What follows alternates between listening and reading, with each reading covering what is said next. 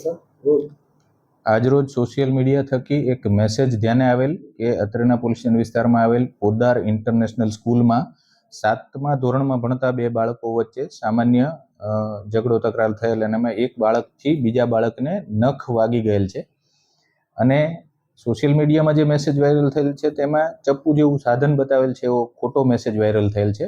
હકીકતે school management અને બંને વાલીઓનો સંપર્ક કરતા આ જે બાળકો છે વિદ્યાર્થીઓ એનું સ્કૂલ બેગ વગેરે સામાન નિયમિત રીતે સ્કૂલમાં ચેક કરવામાં આવે છે. સ્કૂલમાં આ જે ઘટના બાદ જે વિદ્યાર્થીને નખની ઈજા થયેલ છે એને સ્ટાફ નર્સ હાજર હોય છે, એના થકી પ્રાથમિક સારવાર આપવામાં આવેલ અને એ ઘટના બાદ તુરંત બાળક ડાન્સ રૂમમાં ડાન્સ કરવા પણ ગયેલ છે.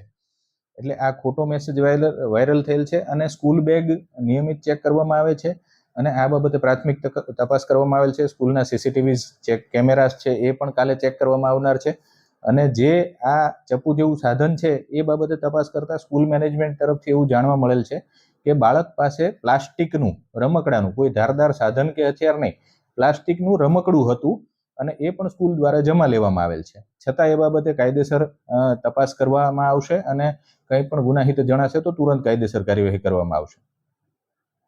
સર હાલ આ જે એના વાલીઓ છે એમના દ્વારા કોઈ ફરિયાદ કરવામાં આવી છે? બંને બાળકોના વાલીઓને સંપર્ક કરી અત્રે બોલાવવામાં આવેલ છે. બંને બાળકના વાલીઓ અત્યારે કોઈ પણ પ્રકારની પોલીસ ફરિયાદ કે કાર્યવાહી કરવી નથી તેમ જણાવે છે.